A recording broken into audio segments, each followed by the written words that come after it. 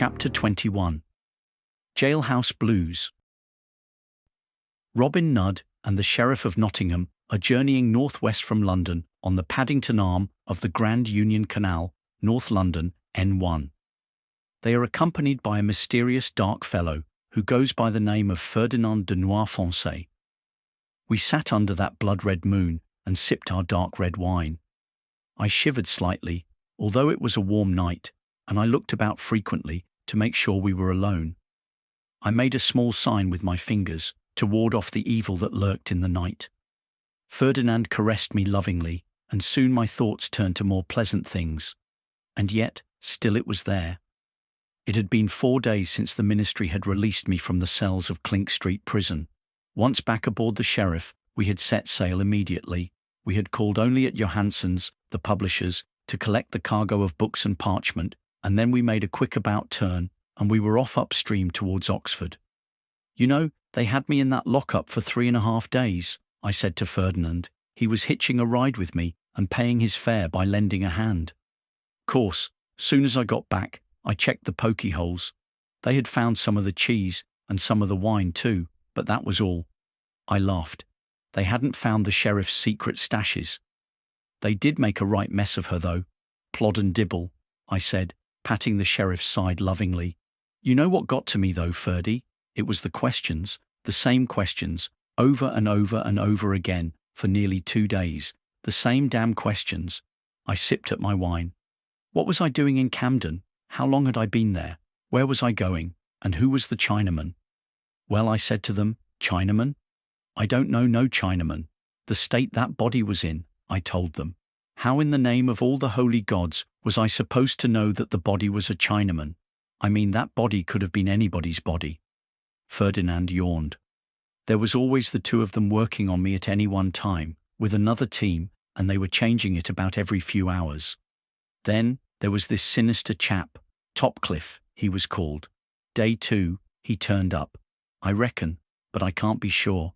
They didn't let me sleep at all. The rooms were dark and windowless. Anyway, this sinister one was a youngish man, thinner and smaller than most, and really so very ordinary looking. Although, to be honest, I never got a real, proper good look at him.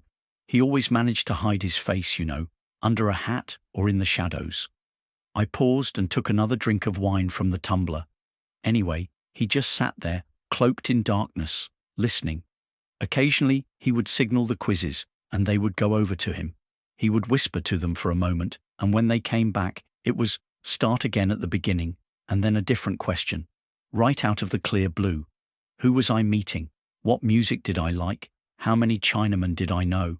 Ministry, that's what he was, and a true quizzer, if ever I saw one. Then, after what seemed forever, this smallish chap comes in. He was different. Well, dress in nice clothes like, but not too fancy, you know. He was quite attractive, in a quiet sort of way.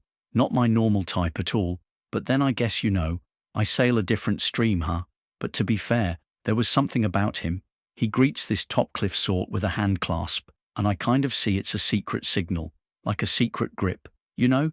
Templar, that's what I thought. Well, you hear such stories. Jackie Featherear told me. No, that's for later anyway. Like I was saying, he came up to me, right in front of me like, and he just stood there and looked at me. Looked straight at me, for the longest time. Never blinking once. He didn't. Now I know he was no Inquisitor nor ministry type. I can smell them a mile off. Don't know who he was, but after looking at me for a good long while, and without saying a single word, he walks back to the Topcliffe guy in the corner, the ministry type, and he whispers something. Then the quizzers get new instructions, and they leave the room. This attractive, quiet type of geezer comes over to me and sits there, silent for a few more moments. Then he asks, "How often did I go to Cambridge?"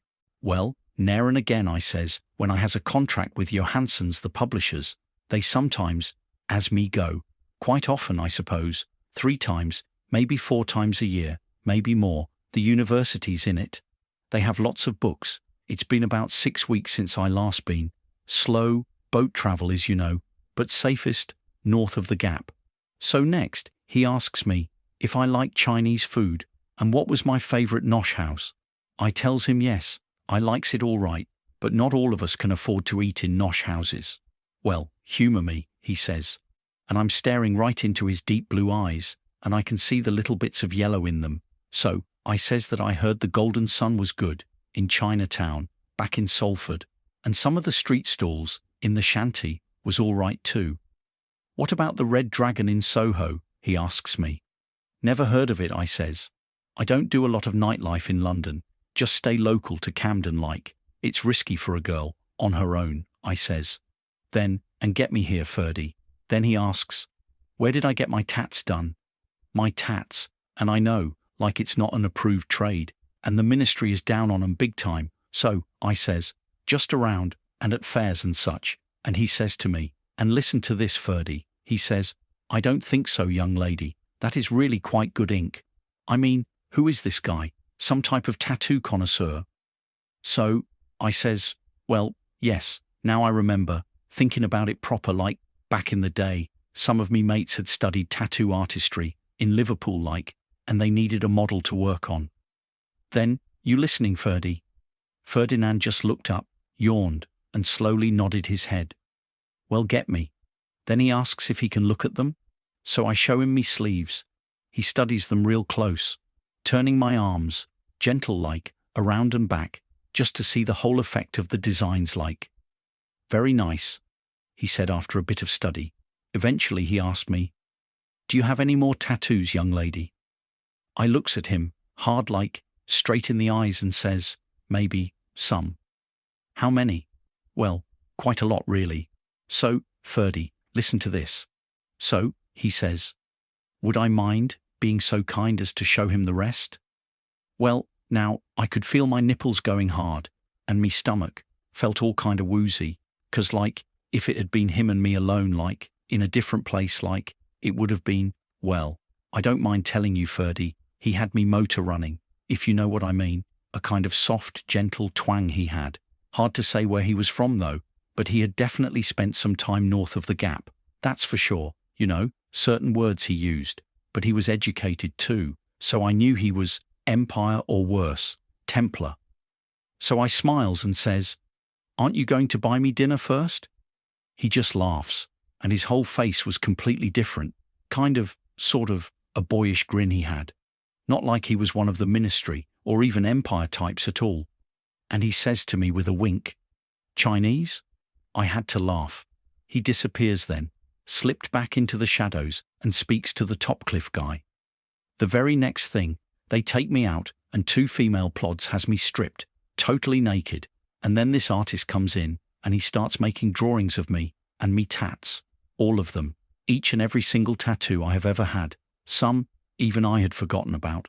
Well, I am telling you, there is not that many souls alive that has seen all of me tats, not all at once anyway, and definitely not recently, that's for sure. It's been a long, dry spell. I smiled as I remembered something completely different. Next thing, I'm back, a different room.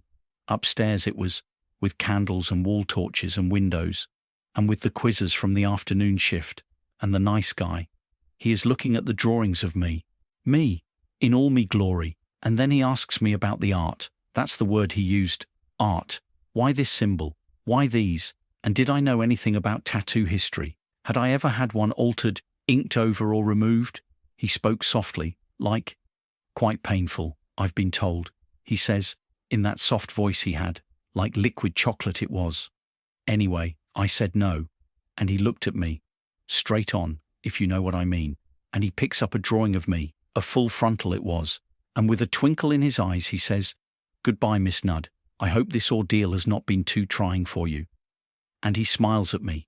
Then he turns and leaves the room, and the Topcliffe man follows him out, and I'm sure, for damn, I'm sure that I saw him pocket that drawing, and if he did, that was a smooth bit of work. Defo not something you learn at one of those universities, and in front of the ministry man and a team of quizzers too. I'm telling you, I said with admiration and took another drink of wine. Well, he and the Topcliffe man, they just gets up and leaves, followed by the team of monkeys, and after a bit, a woman comes in and asks if I would like some food and a drink. Next, it's all pals like, and if I could just tell them about the contraband, I could be on my way, and they were sure that this time it would just be a warning. So, I said, I know it was a bit dodgy like, but I took it in good faith, and I got it in barter for giving some geezer, a playwright, a ride one day, on the sheriff like, out Stratford way it was, along the Grand Union. Came in handy he did, what with the hat and flight and all, 23 locks on that damned hill. And they says, well, as how to be more careful. As they say, this time it's just a warning, but if I am caught again, with contraband, it will be full on, judge and jury time, and choky, maybe worse, maybe take a hand off too. I looked at my right hand and shuddered at the thought. Still, I bet that cheese never left Clink Street, Ferdy? Never did see that nice geezer again. There was something so familiar about him, like I already knew him, had met him somewhere maybe. I smiled a fond smile. Who knows, on a different day, well, you know. I grinned and blushed a little, which was unusual for me. We sat and watched the blood moon as Celine's chariot advanced across the sky. It sent a shiver down my back. Ferdinand looked at me with one eye and shook his head sadly. One day, that girl gonna find a whole heap of troubles, and ting. He stood, stretched, and strolled back into the cabin. He found a soft place on the couch, then gave his tail a quick flick. He curled it around his feet and up towards his head and closed his eyes. Yes, sir, a whole heap of troubles.